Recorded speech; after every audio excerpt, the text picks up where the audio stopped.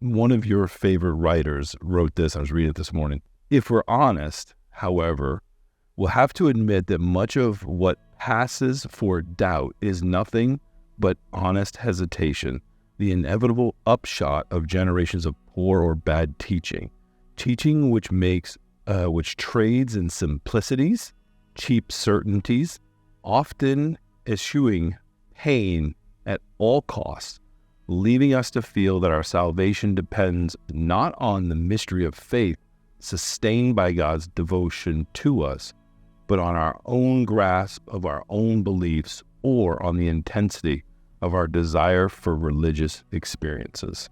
Hold on. It's such a mouthful, right?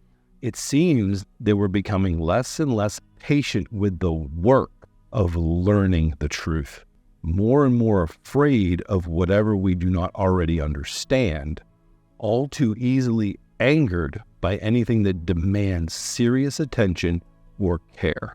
As a rule, we can hardly deal with the challenge of honest questions, but much less the anguish or turmoil that come in authentic, dark night experiences of doubt and crisis of faith. There's a book called The Sin of Certainty.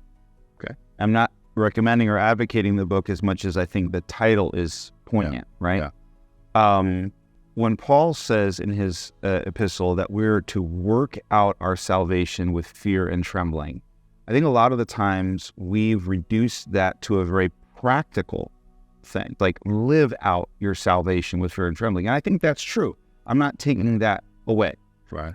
But what happens is when people have doubts and they're asking questions, and even to go so far as like deconstructionism and all this stuff, sometimes that can also be a way that we're working out our salvation with fear and trembling. I think what that content you read, I think what it's arguing for is that it's actually essential to faithful discipleship. In other words, if we don't ever doubt, I don't think we're doing it right.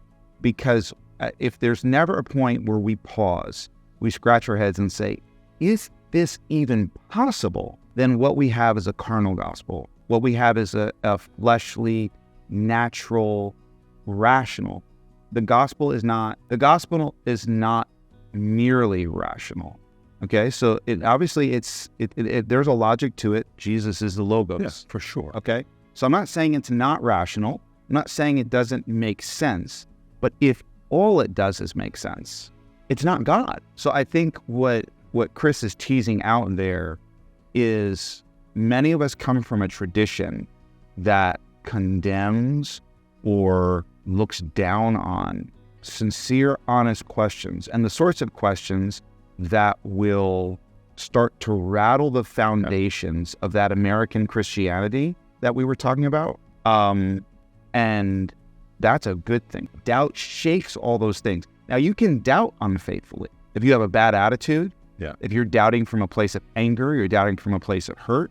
Which some deconstruction seems to be coming from a place of pain or more anger or an axe to grind. So I like that you use the word axe, because I think a lot of what is presented as deconstruction is theological and ecclesial vandalism.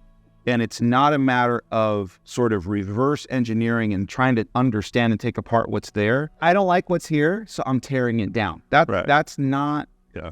The spirit of Jesus is not in that. So think about Jesus in terms of deconstruction. What does he say? Tear down this temple in 3 days. I'll rebuild it. And so... deconstruct all you want. It's not the end. If your deconstruction has become the point, it's unfaithful.